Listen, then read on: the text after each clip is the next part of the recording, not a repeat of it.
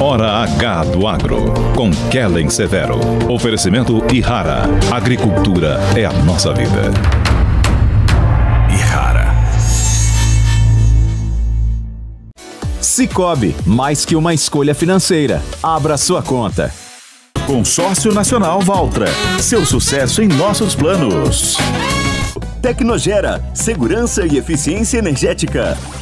Olá, sejam muito bem-vindos ao Hora H do Agro, um programa onde discutimos e analisamos os temas que mais importam para o agronegócio brasileiro. Vamos aos destaques de hoje. Lula compara a ação de Israel na faixa de Gaza ao Holocausto e gera crise diplomática com o país. Nesta edição, você vai saber se o agro brasileiro poderá ser impactado por piora na relação com Israel. Na Europa, protestos de agricultores contra altos custos e agenda verde se espalham. 17 países já registraram manifestações neste ano. Na Dinamarca, conselheiros do governo sugerem taxar fazendas para atingir meta climática. Nos Estados Unidos, grupos de investimentos aportam recorde de dinheiro em terras agrícolas. E no Brasil, o que esperar para o mercado de terras em 2024?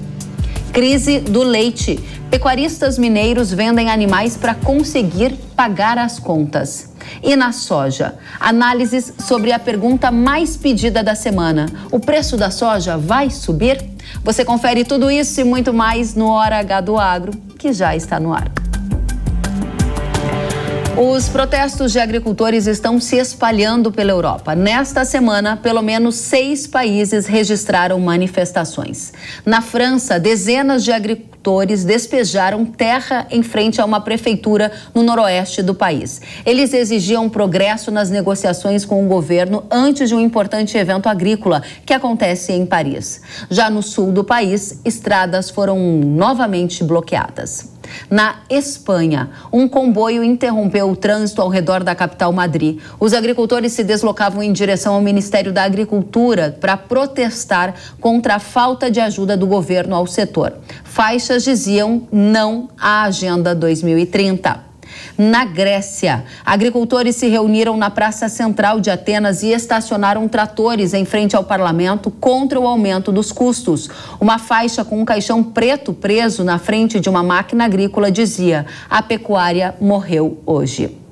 Na Polônia, agricultores protestaram contra as medidas da União Europeia para combater as alterações climáticas e a importação de produtos ucranianos.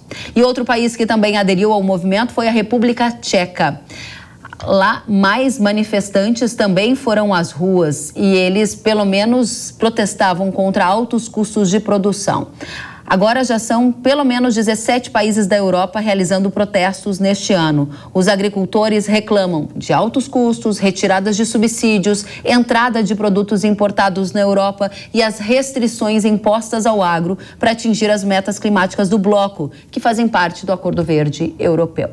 Um levantamento realizado pelo Hora H do Agro indica que pelo menos 17 países da Europa já realizaram protestos neste ano. Vale lembrar, os agricultores reclamam de altos custos de produção, de retirada de subsídios, de entrada de produtos importados na Europa e de restrições impostas ao agro para atingir as metas climáticas do bloco, que faz parte do Acordo Verde Europeu.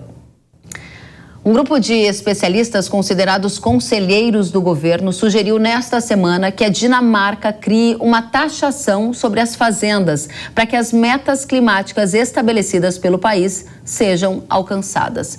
Na prática, essa proposta cria um imposto sobre o carbono e taxa a produção agrícola em até 750 coroas, o equivalente a cerca de R$ 538 por tonelada equivalente de CO2 emitido.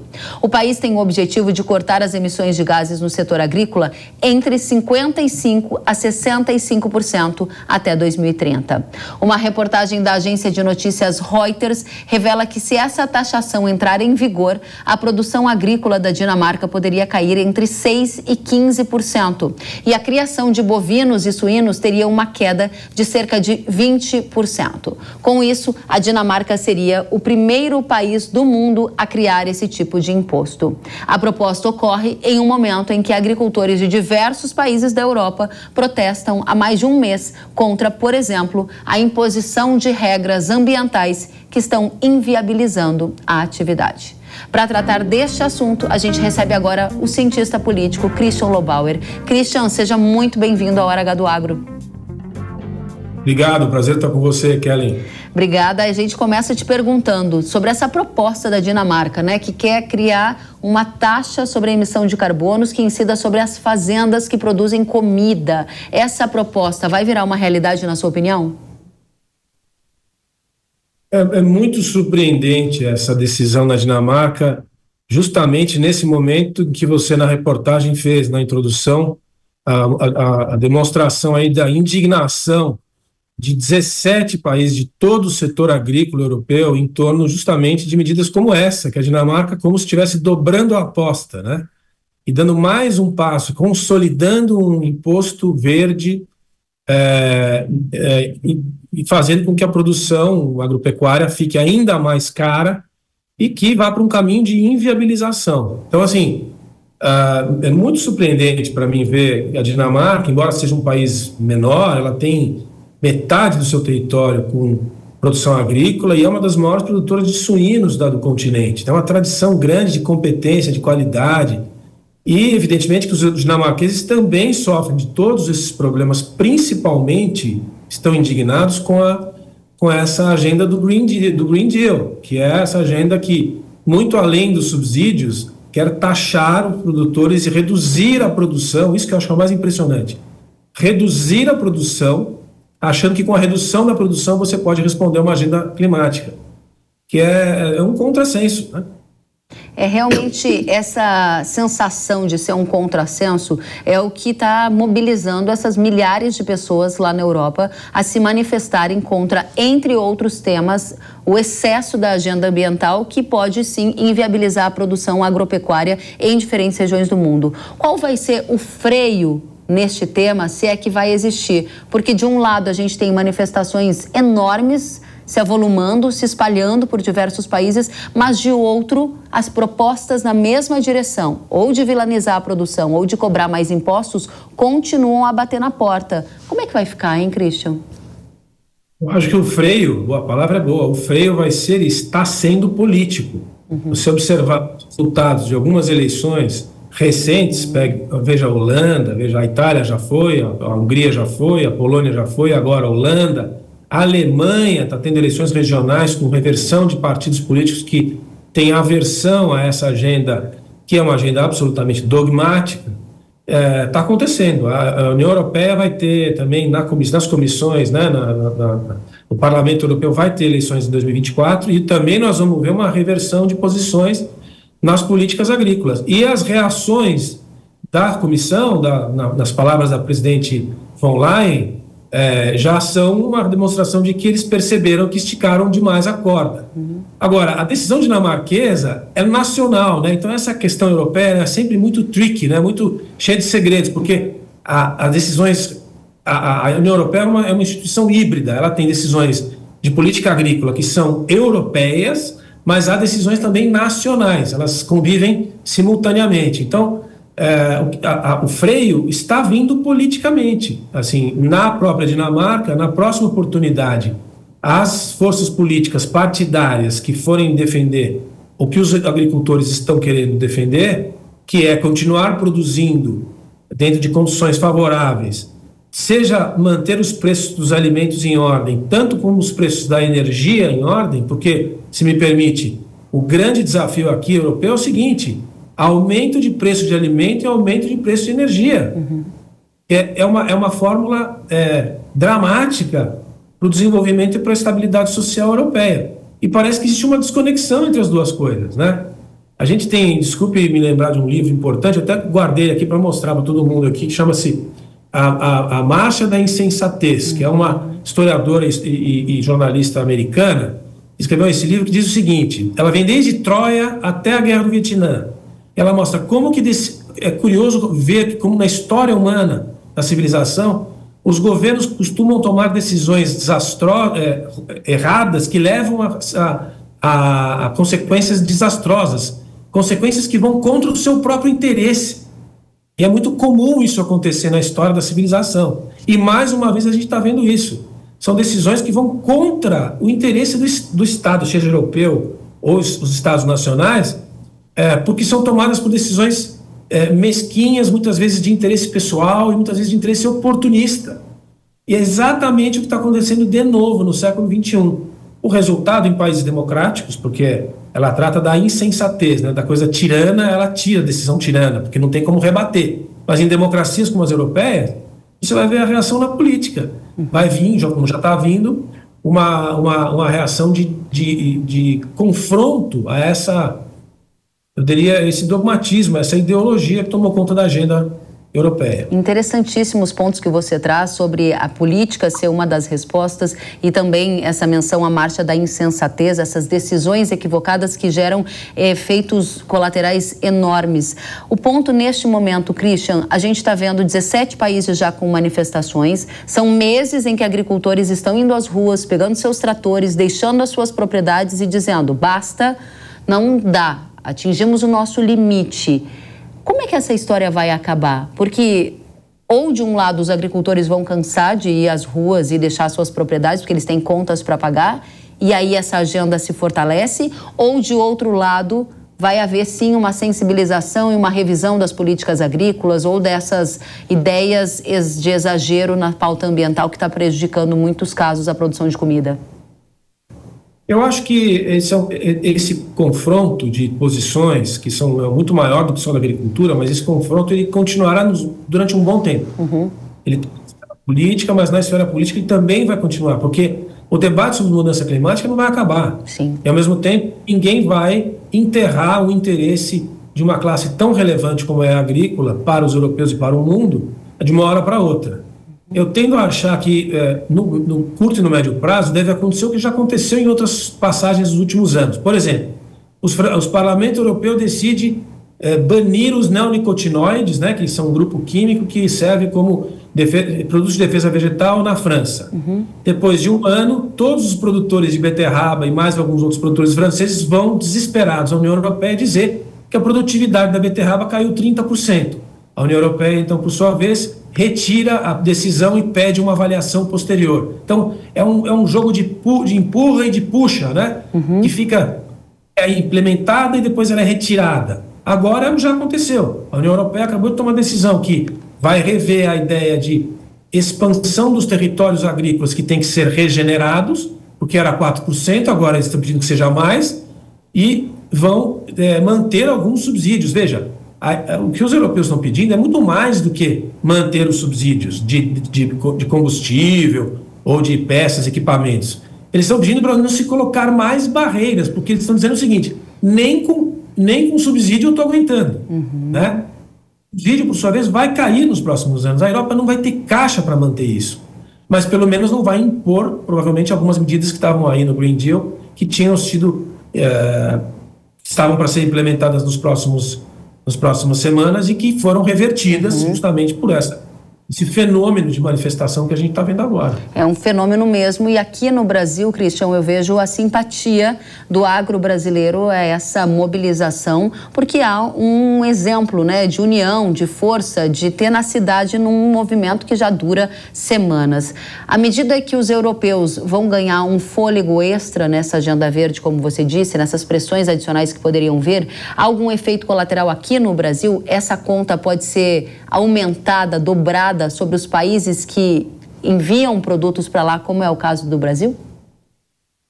É muito interessante isso que você está perguntando, porque a gente tem lido vários artigos, comentaristas, associando o que está acontecendo lá com o que pode acontecer aqui e quais são os nossos interesses a favor e contra. Eu acho o seguinte, quando se fala de União Europeia e Mercosul, o acordo birregional de comércio e tal, essa agenda europeia, as manifestações todas, estão muito distantes do acordo. Eu vou arriscar dizer aqui que 90% dos agricultores europeus sequer sabem que acordo é esse, certo? A gente tenta centralizar a conversa para a nossa perspectiva. Então, assim, não tem nada a ver com o acordo União Europeia-Mercosul e, assim, o interesse europeu é com a situação interna. Agora, o que interessa isso para a agricultura brasileira? Eles estão defendendo o protecionismo? Continuarão defendendo. Isso para nós é ruim? É. Mas não é assim horroroso, porque a gente já convive com isso há décadas. E nós temos um comércio pujante com os europeus. E o que a gente exporta para eles, em grande parte, não é muito afetado por esse protecionismo. A gente já convive com o protecionismo deles e exporta muito para lá, né? Esse é o primeiro ponto. O segundo ponto que eu acho muito ruim é o seguinte: embora a gente esteja alinhado com a manifestação do ponto de vista da união da agricultura para impor uma agenda política, essa agenda europeia não interessa que seja exportada para o Brasil. Essas medidas que o Green Deal divulga e todo esse perfil que os europeus querem fazer da agricultura europeia não se aplica ao país e não interessa ao Brasil. Nós somos uma outra agricultura, um outro perfil agrícola, um outro modelo de produção, outros produtos, outro modelo de tecnologia, ou seja, não tem nada a ver uma coisa com a outra. Então, o que eu temo muito é que, à medida que a Europa, do ponto de vista institucional, empurra essa agenda do Green Deal, a gente quer implementar as mesmas coisas aqui. E isso já meio que vem acontecendo de forma ainda que subliminar, e acho muito preocupante. Não se aplica, longe de se aplicar à nossa agricultura, à agricultura americana, à agricultura australiana e assim por diante. Christian Lobauer, um prazer ter você conosco, abrindo a edição de hoje, comentando essa ideia da Dinamarca de criar um imposto de carbono que incida sobre as fazendas e mais avaliando todo esse grande fenômeno, né, das manifestações. Já atingem 17 países na Europa e que tem uma pauta que importa demais para a gente aqui também, que é essa Agenda 2030. Espero que você volte mais vezes. Muito obrigada pela companhia. Obrigado, eu que te agradeço. Obrigada, Christian. E depois da declaração polêmica de Lula, que comparou a ação de Israel em Gaza ao Holocausto, há uma piora na relação diplomática entre os dois países. O governo de Benjamin Netanyahu declarou o presidente brasileiro como persona non grata, ou seja, que não é bem-vindo. Nesse contexto de crise, haverá mudanças para o agronegócio brasileiro? Para responder a essa pergunta, antes a gente precisa entender qual é a relação comercial entre Brasil e Israel no agro.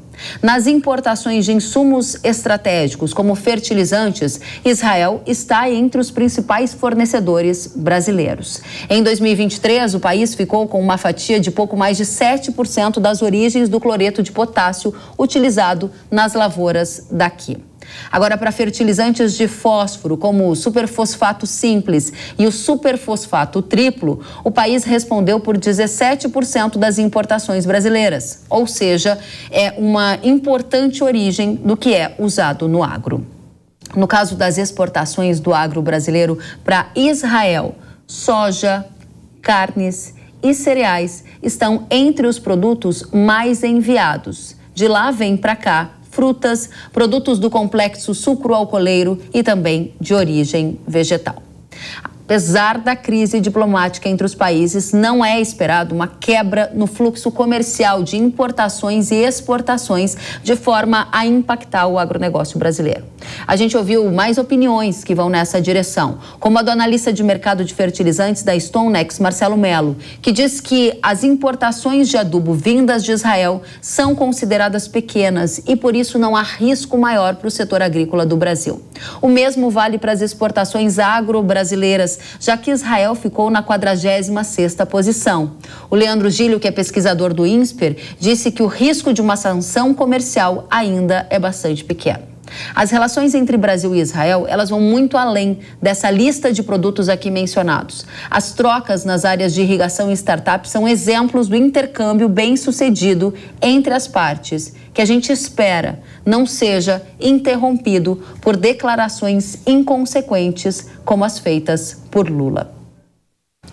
E a gente troca de assunto agora, o nosso foco é o mercado de terras. Investidores estão colocando quantias recordes de dinheiro em terras agrícolas nos Estados Unidos, com expectativa de que o ativo tenha uma valorização com o crescimento populacional e com a escassez de recursos naturais. O valor atingiu 16,6 milhões de dólares no final de 2023, bem acima dos 7,4 milhões de 3 anos atrás. A informação é do Financial Times, que apontou o valor de terras detidas por grupos de investimentos mais do que duplicou desde 2020.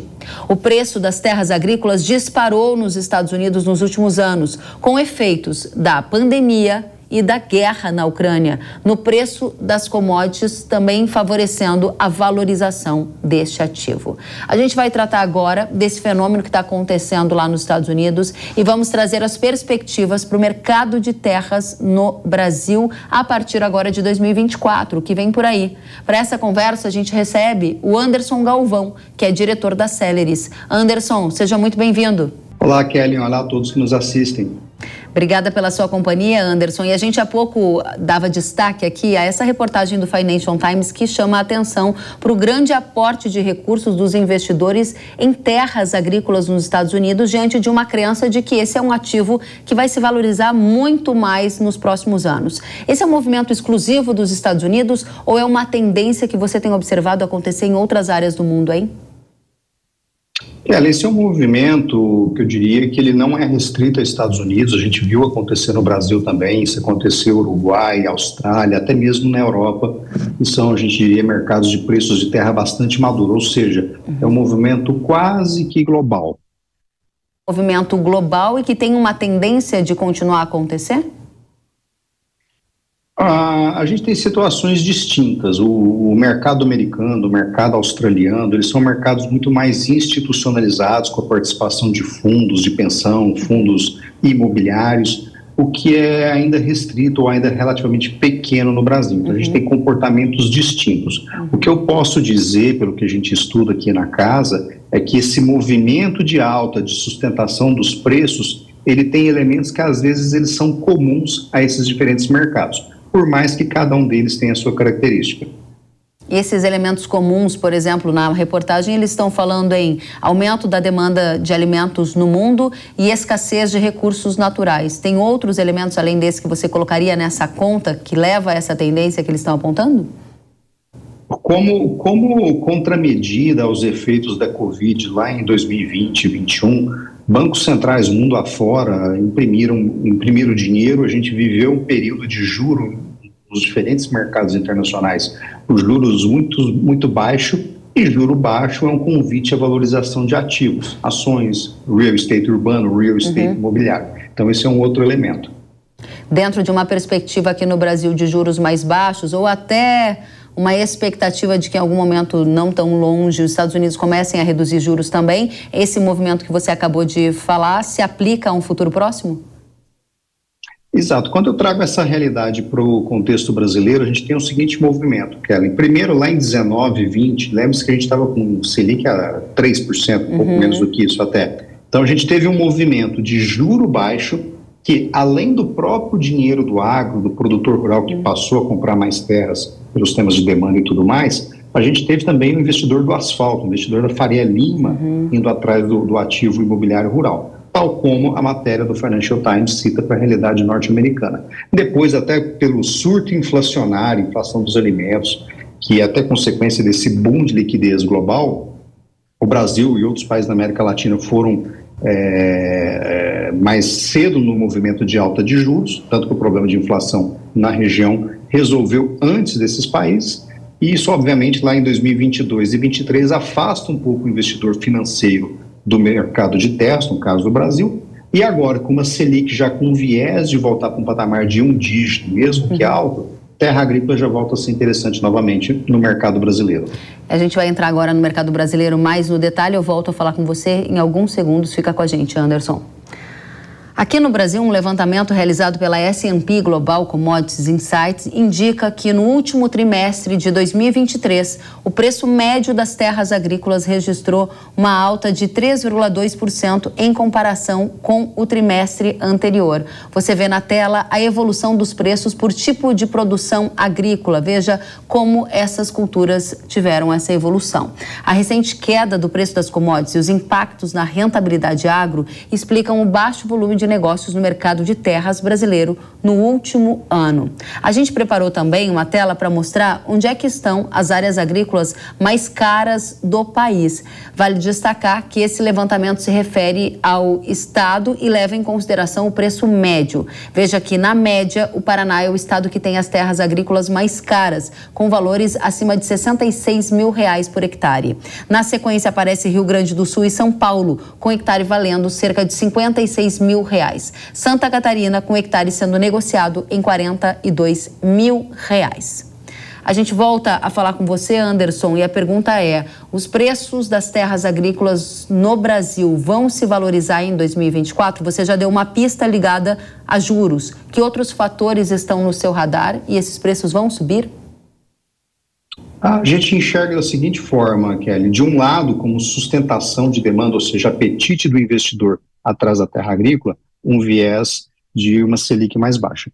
Por outro lado, não é segredo para ninguém, todo mundo está acompanhando aí que o preço da soja, do milho, do café, do boi, todos esses produtos agropecuários tiveram uma queda de preços expressivos no 24 em relação ao 23, o que, por sua vez, compromete a geração de caixa desse agricultor, desse pecuarista. Com isso, qual é o nosso entendimento? No 24 e também até lá no 25, a leitura nossa é que o preço da terra no Brasil ele mudou de patamar, como já aconteceu em outras ocasiões do passado, e agora ele tende a ter uma acomodação, ficar relativamente estável pelos próximos, 2 ou 3 anos, até um momento que a gente tenha de novo um evento de liquidez, uma disparada de preço de commodities, uma mudança muito brusca nas condições de liquidez. Então, a nossa leitura é de estabilidade para o preço da terra, o que não necessariamente significa estabilidade para o valor do arrendamento. Interessante essa diferença que você coloca. Explica pra gente por que não necessariamente para o valor do arrendamento. Voltando no tema da terra, né? O agricultor ou dono de terra, quando ele vê, por exemplo, um momento de menor liquidez, como é o caso agora, ele simplesmente tira a terra do negócio ou do mercado e o preço estabiliza, ou seja, uma equação de oferta e demanda. No caso do arrendamento, aquele agricultor que arrendou terras, inclusive a valores que a gente entende bastante caros, bastante fora do padrão normal de rentabilidade lá no 22 e no 23, a conta não fecha no 24.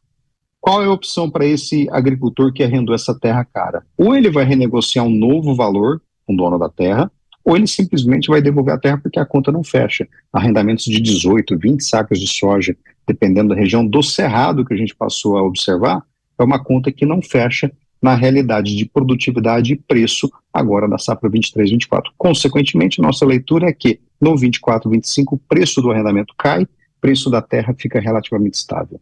Interessante. Agora, dentro desse contexto, olhando para preço de terra, a pesquisa da S&P mostrava em 2023 um volume de negócios bastante morno em função dessa queda nos preços das commodities e todo esse contexto que você colocou. É algo que vai permanecer em 2024? Um mercado um pouco mais parado? E no mercado de arrendamentos, o que vai acontecer?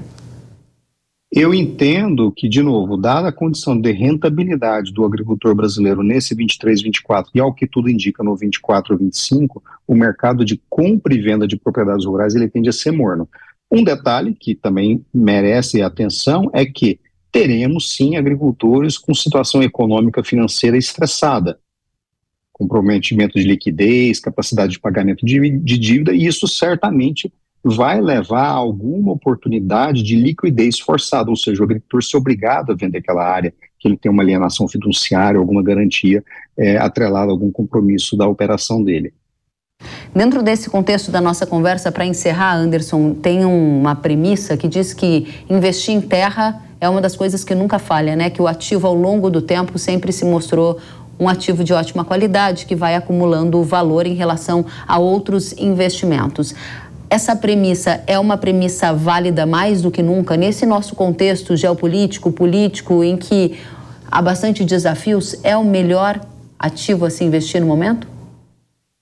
Como dizem lá em Bom Jesus de Goiás, minha terra, que é terra quem compra não erra. Sim, o retorno em terra, até por isso que o investidor institucional lá nos Estados Unidos, o investidor aqui no Brasil, seja ele um produtor rural ou um investidor urbano, ele procura terra.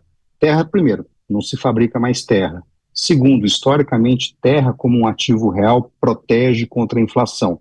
E no caso específico do Brasil, você viu aí as cotações do estudo da S&P, vis-à-vis aos Estados Unidos ou à Europa, a terra brasileira, apesar de ter valorizado, ela ainda é barata comparado com a americana, com a canadense, com a australiana, com a francesa e assim por diante. Ou seja, ainda há espaço para valorização no médio e longo prazo. Nesse curtíssimo prazo, ou seja, o 24 e o 25, essa valorização não deve acontecer. Mas num horizonte de médio e longo prazo, sim. E para completar, o outro detalhe é que no Brasil, o grande salto imobiliário, que é quando eu compro uma terra de pasto degradado ou de cerrado virgem e faço uma incorporação imobiliária, transformando essa terra em terra agrícola produtiva. Aí que eu tenho verdadeiramente uma apreciação de capital. E esse é um grande movimento que está por trás não só do agricultor, mas também do investidor urbano que vai atrás desse ativo. Excelente. Anderson Galvão, diretor da Celeris, volte sempre, um prazer recebê-lo aqui na Jovem Pan News. Sempre às ordens. Um grande abraço a todos. A você também. Até a próxima. E depois do intervalo, você vai ver a crise no agro. Pecuaristas vendem os animais para conseguir pagar as contas. E tem ainda a resposta a uma das perguntas mais feitas nesta semana, pela audiência, por vocês. O preço da soja vai subir? A gente vai trazer tudo isso e mais depois do intervalo. Eu aguardo você.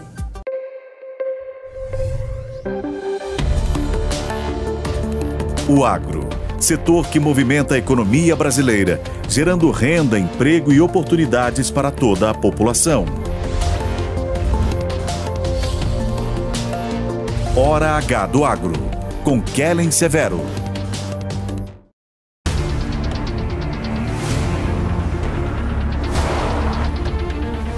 Chegou Terminus, o novo inseticida da Irrara. É sua mais potente arma contra os percevejos, com formulação inovadora, que potencializa o controle rápido e prolongado, com flexibilidade para uso em todo o ciclo da soja e do milho. Confie no poder supremo de Terminus, da Irrara. Produto de uso agrícola. Venda sob receituário agronômico. Consulte sempre o engenheiro agrônomo. Eu só queria te contar sobre o cooperativismo financeiro. A união de pessoas. Gente que não é só cliente, é dona e dono. Isso é ter voz. Participação até nos resultados. Cooperativa não é banco nem fintech. É inclusão de verdade. E quanto mais gente fizer parte, maior será a transformação. Tá aí a explicação.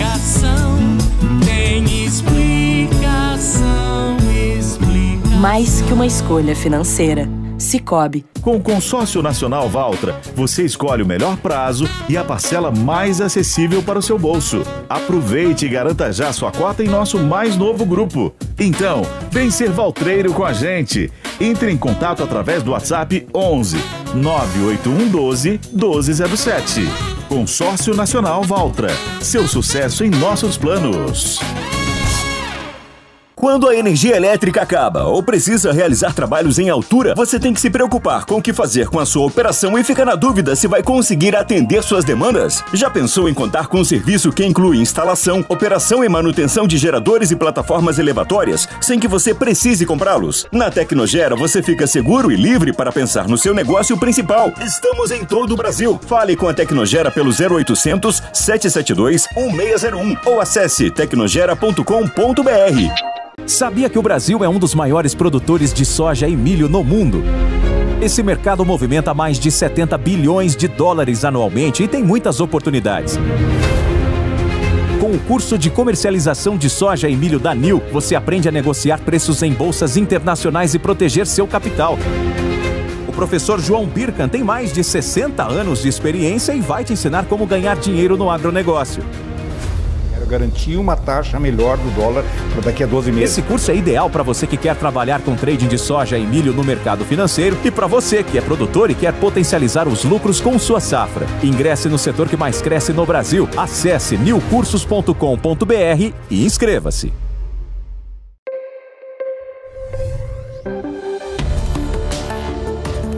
O agro, setor que movimenta a economia brasileira, gerando renda, emprego e oportunidades para toda a população. Hora H do Agro, com Kellen Severo. Estamos de volta com o Hora H do Agro aqui na Jovem Pan News. O preço da soja vai subir? Essa foi a pergunta que eu mais recebi nas minhas redes sociais nesta semana da nossa audiência agro. Gente de diversas regiões do país fazendo a mesma questão, querendo saber a mesma coisa. O que vai acontecer com a principal commodity agrícola do Brasil? Para responder a esta pergunta e trazer os sinais do mercado, a gente convidou o César de Castro, consultor agro do Itaú BBA. César, seja muito bem-vindo. Obrigado, Kellen. Prazer falar com você. Muito obrigada pela companhia. E quem vai fazer a pergunta para você é o pessoal lá de casa. Vamos ver a pergunta que está na tela. Olha só. Ela veio da Isabelle Jardim. É isto? A Isabelle Jardim pergunta por que o preço da soja está despencando. Então a gente começa a conversa por aí. César, por que o preço da soja está caindo tanto, hein? Kellen, também é a principal pergunta que eu tenho recebido, né? Se a soja vai subir, por que está caindo tanto?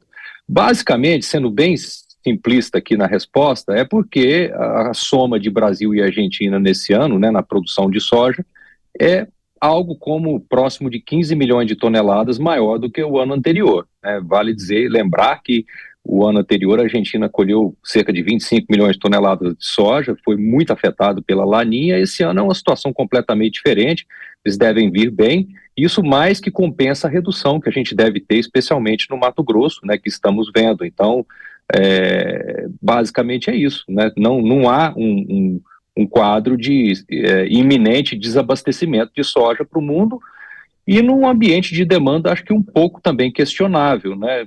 Se os números de consumo que estão sendo previstos vão se concretizar. Eu, pessoalmente, sou otimista com a demanda chinesa, mas a questão da oferta é a principal resposta aqui, tá? Teremos uma safra maior. Uma safra maior e os estoques aí mundiais, eles ficam mais confortáveis do que estavam nos últimos recentes anos? Ficam mais confortáveis. Uma safra maior, quando eu falo, é na soma de Brasil e Argentina, né? Brasil vai ter uma safra um pouco menor, algo aí entre 7% e 8% a menos em relação ao ano passado, mas a Argentina 100% maior. Então, a soma dos dois ainda faz com que a produção cresça na região e isso joga pressão nos estoques. Então, não é uma grande oferta, seria sim se o Brasil tivesse colhido uma safra cheia e a Argentina como está. Mas ainda assim é mais que o ano anterior e isso impede os preços de corrigirem essa queda de produtividade que a gente tem visto em muitas regiões. Interessante. Agora, para a gente fechar esse bloco aqui, a gente seguir para a próxima pergunta, você fala que é otimista em relação à demanda chinesa. O que isso significa na prática? Compras maiores do que a gente viu em 2023? Acho que compras, sim, tem um viés para melhor, né, por se tratar de insumos para a produção de proteínas animais, né, eles importam muita soja para produzir carne suína lá, o setor está muito, muito mal, então no relativo eu acho que preocupa sim, nós estamos vendo um momento difícil para a indústria de suínos lá e isso enseja um consumo talvez mais contido, mas ainda assim a suinocultura chinesa tem se transformado, tem se tecnificado e no final é mais consumo de farelo de soja. Então eu acho que sim, apesar das grandes incertezas pelas quais o mercado imobiliário chinês principalmente tem atravessado, isso não deve afetar a dinâmica de importação de alimentos. Então acho que sim, faz sentido seguirmos aqui otimistas com relação à importação. Muito bem, então está respondida a primeira pergunta, a gente vai para a próxima. Na tela, a pergunta que a gente recebeu da nossa audiência nas redes sociais é a clássica. O preço da soja vai subir? Essa é a pergunta enviada pela Michele. Responde para a gente, César, vai subir o preço da soja? Eu acho que sim, Kellen, mas é difícil dizer quando, né? O preço da soja nesse nível, ela vai estimular o produtor a ser muito cauteloso no avanço de área na próxima safra, né? E aí nós já estamos falando do plantio lá em setembro, outubro. Isso, geralmente o Brasil tem um crescimento aí, alguma coisa próximo de 4% da área de soja. Isso não vai acontecer esse ano, a situação é muito mais complicada. Mas não temos a expectativa de que sobe no curto prazo. Eu diria até que a soja está cara relativamente ao milho na Bolsa de Chicago, né? A relação de preço entre as duas commodities deve fazer com que o produtor americano opte mais pela soja, então o viés hoje, tudo mais constante, é de um aumento da área de soja lá. Se o clima não for ruim lá, nós vamos ter mais soja vindo dos Estados Unidos no segundo semestre. Então, o Brasil possivelmente deverá fazer esse ajuste se a gente não vê um problema na safra americana, e geralmente o período crítico ali é só lá em julho e agosto. Se atravessarmos esse período sem problemas, o ajuste virá no Brasil no próximo ciclo. Também já tem uma incerteza com a possibilidade de uma laninha para o próximo ano, então, mas principalmente a redução dos investimentos, né, especialmente em expansão de área que o produtor deve fazer, vai permitir esse ajuste acontecer lá na frente. No curto prazo não temos a expectativa, e por conta dessa quase definição, né, das safras aqui da América do Sul, ainda não está totalmente fechado, mas a gente já está relativamente confortável aqui de que não vai ter nenhuma grande surpresa para pior dos números que têm sido circulado aí entre as grandes consultorias e outras casas. Então, nesse contexto, você responde a nossa pergunta dizendo que sim, o preço da soja vai subir, mas para 24, 25, ou seja, só no início de um novo ciclo que repercutiria parte do que a gente está vivendo agora. Olhando para o curto prazo, que é quando boa parte da nossa audiência tem soja para negociar, porque a venda antecipada também está abaixo dos patamares históricos. O preço pode cair ainda mais ou a gente já chegou no fundo do poço em termos de preço de soja no Brasil? Não diria isso, Kellen. É muito difícil dizer isso com cerca de 50% ainda da comercialização para acontecer, num período em que muitos produtores vão ter que negociar porque tem acertos para serem feitos, num momento em que os americanos vão plantar a sua safra com viés para mais soja e com possivelmente um conforto do relação por parte dos compradores com essa situação toda. Então, eu diria que a grande discussão ela não deveria estar em números de safra, em levantamentos de tamanho de safra, e sim na gestão de risco que o produtor rural deveria carregar como um aprendizado, né, desse ciclo. Nos últimos 3 anos, com exceção do ano passado, os produtores viram, né, uma combinação de problemas climáticos, pandemia, guerra, que fez com que a decisão de vender soja na frente, depois, fosse bem sucedida. Os preços subiram, os custos estavam menores, quem esperou para vender não se preocupou em travar preços, fez um bom negócio. O ano passado isso já não foi verdade, e esse ano muito menos. Então, o aprendizado que fica é que a política, a governança da companhia e as políticas de gestão de risco devem ser sempre muito consideradas para se evitar essas grandes frustrações, porque a produtividade, uma hora ela é prejudicada, mas o preço é algo que às vezes se tem a oportunidade de garantir o resultado. Então, eu acho que esse é o aprendizado que deveria ficar.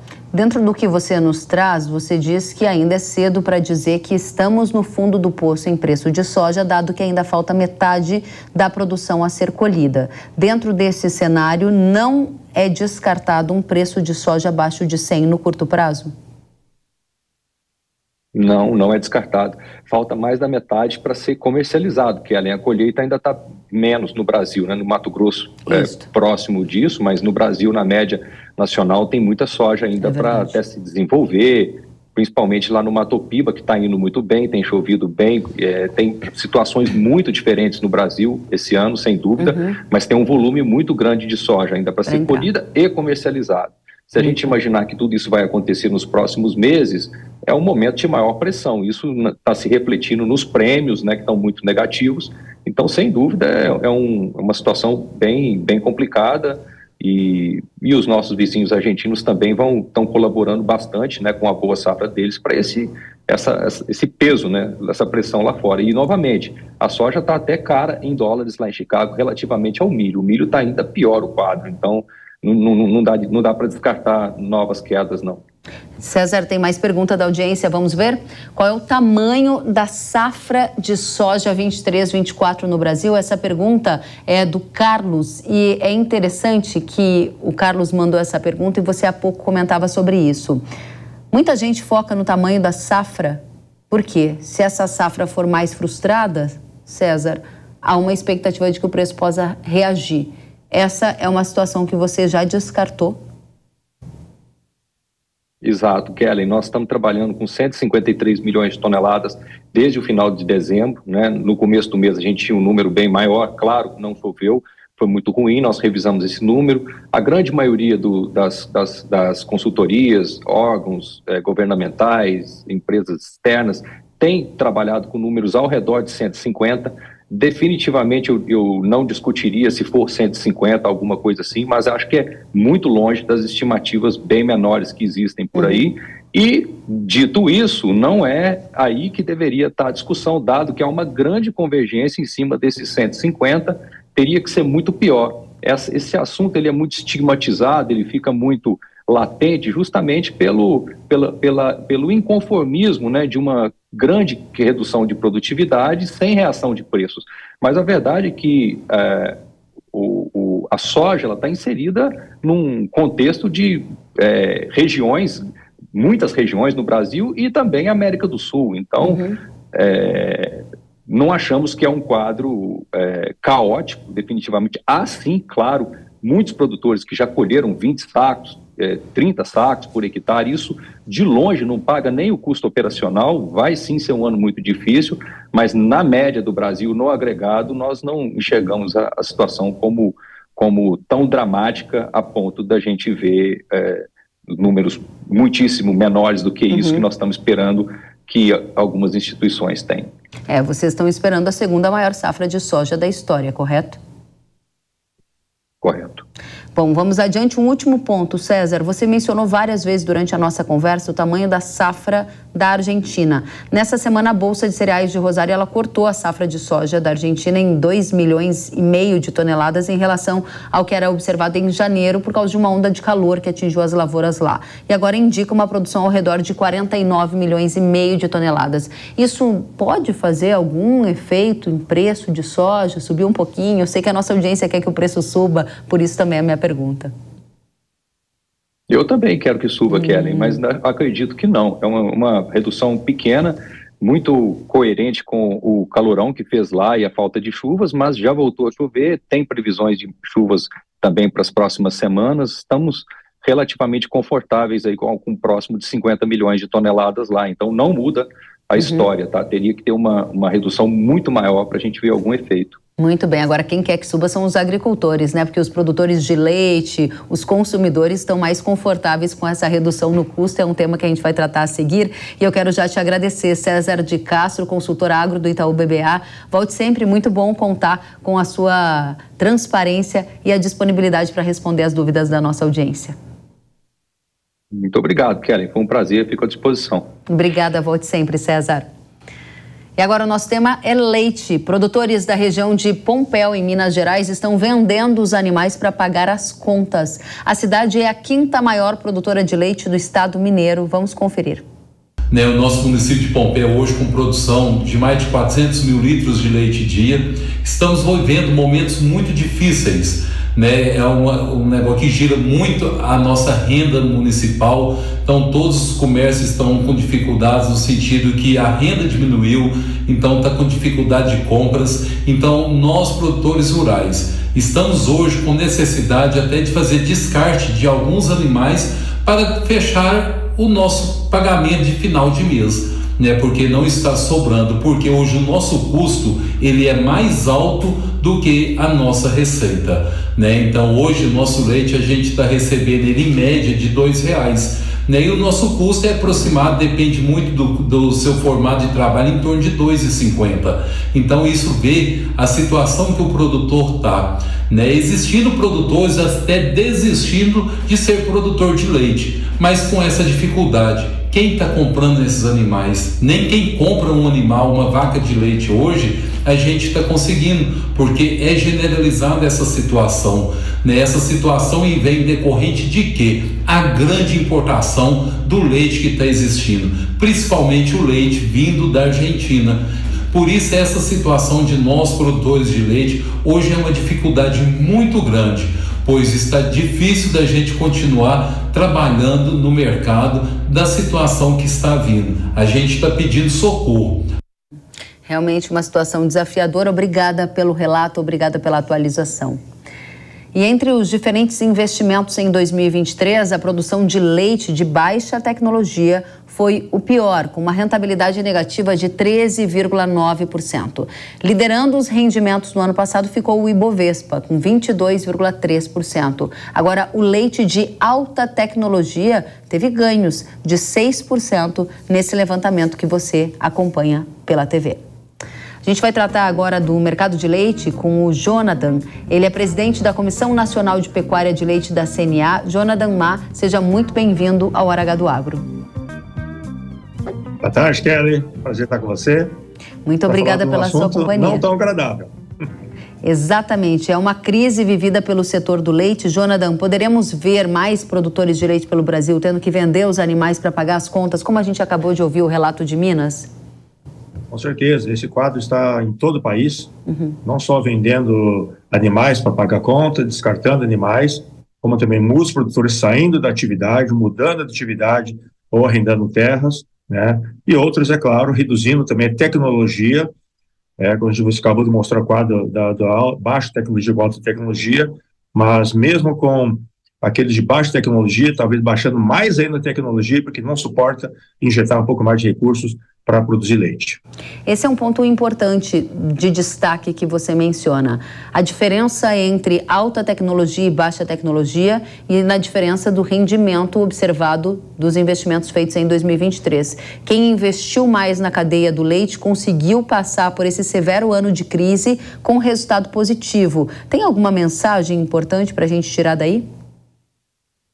Na verdade, a gente percebeu investimentos bastante grandes na atividade, como outros setores também saindo da atividade, né? Produtores saindo, mas mesmo agora, no final do ano, no começo do ano, nós estamos percebendo que aqueles também que investiram muito, também estão passando muito aperto, dificuldade bastante grande, principalmente de caixa, né? Olhando como resultado, pode ser positivo, mas a questão chama-se caixa.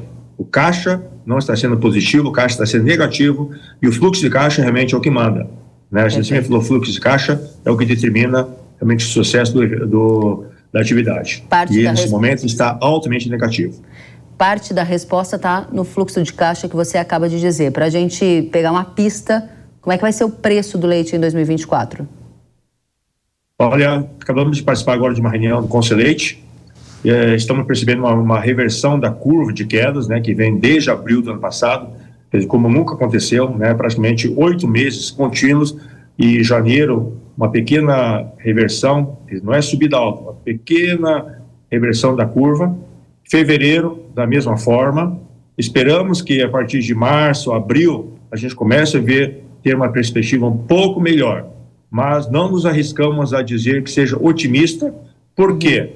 Ainda estamos vivendo um quadro muito intenso de importações de leite, que infelizmente não obtivemos resposta em relação ao decreto que foi editado pelo governo agora em 1º de fevereiro. E isso nos preocupa demais e pode afetar todo o comportamento do leite ao longo de 2024 novamente. Esse é um ponto muito, muito sensível nessa discussão, porque os mais otimistas que querem crer que 2024 será melhor têm essa perspectiva, né, de que a importação precisaria dar uma trégua. O que você está dizendo é que você não vê um cenário da importação dando trégua. Inclusive, a gente viu alguns dados em fevereiro na parcial de que a importação de lácteos segue aquecida, né, Jonathan? Exatamente. A parcial de fevereiro projeta para o mês de 29 dias e apenas 15 dias úteis, 187 milhões, Kelly. Dezembro foi de 205 milhões. Quer dizer, nós estamos comparando fevereiro com 28 dias úteis, quer dizer, 29 dias e 15 dias úteis apenas, praticamente na mesma situação do recorde que tivemos em 2023 de dezembro. Então, e já com o decreto, teoricamente, vigorando. E por que eu digo teoricamente? Porque na prática, a normativa, a portaria ainda não está funcionando, então não existe nenhuma fiscalização em nível de indústrias para que a portaria esteja, para que o decreto esteja sendo implementado de fato junto às indústrias. Só para eu ter clareza, se a gente está falando... Se isso vai ser publicado. Desculpe interrompê-lo, Jonathan, mas qual é a portaria, qual o decreto, qual o tema exatamente que você está tratando? O decreto que o governo editou, do decreto 11732, que dentro do programa Uma Leite Saudável, que incentiva, que dá o crédito tributário do PIS e COFINS de 50% para as indústrias que adquirirem o leite nacional. Perfeito. Para aqueles que importarem leite, esse crédito tributário ele cai para 20%. Então, o governo está incentivando, e com toda razão, para aqueles que se utilizarem de leite nacional, do leite brasileiro. O que você está dizendo é que esse benefício fiscal, que era para fevereiro agora entrar em vigor, ele ainda não gerou efeitos e você está... Não gerou, porque a portaria que regulamenta o decreto deveria estar pronto. E neste momento, 23 de fevereiro, essa portaria ainda não foi editada. Quer dizer, existe uma norma, existe um decreto, mas não foram ainda implantadas as normas, a normativa na forma de portaria para ver como o decreto vai ser operacionalizado junto às indústrias, junto à Receita Federal, junto à Secretaria de Exportação e do Comércio Exterior, para que haja também efetiva fiscalização dos órgãos do MAPA, principalmente, junto às indústrias. Ou seja, em outras palavras, a porteira segue aberta para importação, que atingiu níveis recordes em 2023. Essa porteira segue aberta para continuar assim em 2024, porque, no geral, o contexto, o cenário é muito semelhante ao que tínhamos no ano anterior. Exatamente. Não só semelhante, como nós estamos percebendo um aumento em relação ao ano anterior, dentro do mês de fevereiro, assim como tivemos um aumento da importação no mês de janeiro. Quer dizer, às vésperas da implantação do decreto e no mês de implantação do decreto, estamos tendo aumentos substanciais em relação ao mesmo período do ano passado. Então, esperamos que haja uma medida do governo para que isso se normatize imediatamente. E é claro, sabemos que não é todo o leite importado que é importado pelas indústrias de laticínios. Temos muito leite importado pelo varejo, pelos atacadistas, pelas demais indústrias de alimentos, que não laticínios. E esse equilíbrio que nós precisamos entender como que vai ser em relação ao mercado interno e em relação também ao mercado importador que nós trabalhamos junto ao Mercosul. Porque nós temos uma grande vantagem importando o leite do Mercosul, que é muito mais barato que o produzido no Brasil. Bom, pelos sinais que você tem no momento, 2024 começou então com alerta vermelho, principalmente em relação à importação, que foi um dos principais fatores que levou a essa crise no setor leiteiro, por causa do volume que continua a entrar em grandes quantidades. Análise excelente, perfeita, Kelly. Esse momento, eu te digo agora, fresquinho, acabamos de ter uma reunião do Conselheite de Minas Gerais, que é o estado maior produtor de leite do Brasil, e o quadro não é nada otimista. Não sabemos, estamos totalmente às cegas, não sabemos como o mercado irá se comportar. Só sabemos de uma coisa: o consumo brasileiro está estagnado, a produção brasileira está estagnada, e nós estamos perdendo produtores a cada dia, né, e no ritmo muito mais acelerado do que vínhamos perdendo. Então, isso pode nos levar, ao longo do ano, a um quadro, quem sabe até, de desabastecimento pela produção interna brasileira. Isso é bastante preocupante, Kelly. Nossa, Jonathan, eu preciso aqui de um minuto com você. É a primeira vez que eu ouço alguém do seu calibre, que é presidente da Comissão Nacional de Pecuária de Leite da Confederação Nacional da Agricultura, alertar para o risco de desabastecimento de leite no Brasil em função da crise do setor? Perfeitamente. Olha só, nós importamos em 2023 2,2 bilhões de litros de leite. E exportamos podemos falar um termo bem vulgar, uma quantidade ínfima, irrisória. E importamos todo esse leite, ainda produzimos praticamente 24 bilhões de litros de leite, que é um pequeno aumento de 1,9% em relação ao ano passado, mas nós estamos estagnados há uma década nesses 23, 24 bilhões de litros de leite, algum ano, outro 25, e estamos com o consumo estagnado. Se nós percebemos uma melhoria do consumo brasileiro, nós não teremos como abastecer esse mercado brasileiro, a não ser importando leite. E olha que com a produção ajustada, ainda importamos 2 bilhões de litros de leite, né, e não exportamos quase nada. E agora, com a situação dramática que o setor está vivendo, inclusive indústrias passando apertos e dificuldades, estamos vendo desindustrialização, algumas indústrias pequenas fechando, né? Muitas produtores estão partindo para a produção de queijo artesanal. Então, pode haver realmente, acabamos de ver relatos de que não estão encontrando, aqui em Minas Gerais, não está sendo encontrado queijo nos mercados, está faltando alguma coisa em algum lugar ou outro. Então, isso não explica leite em queda e faltando produtos no mercado interno. E olha que nós estamos apenas no mês de fevereiro, agora que acabou o carnaval. Como será pela frente? Jonathan Ma, muito obrigada por estar conosco, trazendo esses importantes alertas e reflexões para o agro brasileiro, especialmente para a cadeia de leite. Você que é presidente da Comissão Nacional de Pecuária de Leite da CNA, fica o convite para voltar mais vezes. Muito obrigado. Me permito apenas corrigir. O nosso presidente, na verdade, é o Rony Volpe. Eu estou como vice-presidente, mas estamos sempre juntos, trabalhando em luta em prol do nosso produtor brasileiro e da cadeia láctea brasileira. Obrigado, Kelly. Eu que agradeço. Obrigada a você pela correção. Até a próxima. E agora eu tenho um recado para vocês. Produtores de cana e usinas, chegou a hora de elevar a rentabilidade do canavial ao máximo. Hyper é o poderoso maturador de cana da Yara, que transforma a energia de crescimento em sacarose de maneira rápida, flexível e eficaz.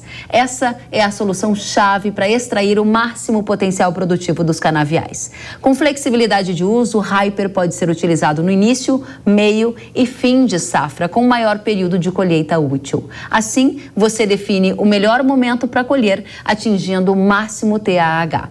Tudo isso resulta na tão buscada produtividade, com ganhos expressivos de ATR a partir de 14 a 45 dias. Eleve a sua rentabilidade ao máximo com o Hyper da Yara.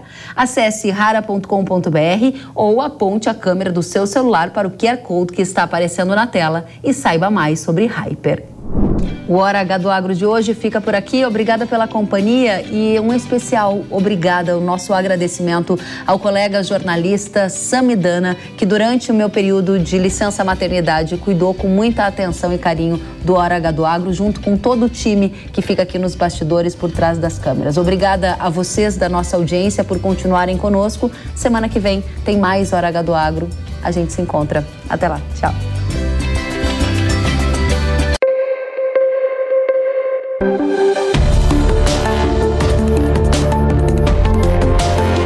Hora H do Agro, com Kellen Severo. Oferecimento Yara. Agricultura é a nossa vida. Yara. Sicoob, mais que uma escolha financeira. Abra sua conta. Consórcio Nacional Valtra. Seu sucesso em nossos planos. Tecnogera, segurança e eficiência energética. Realização Jovem Pan News.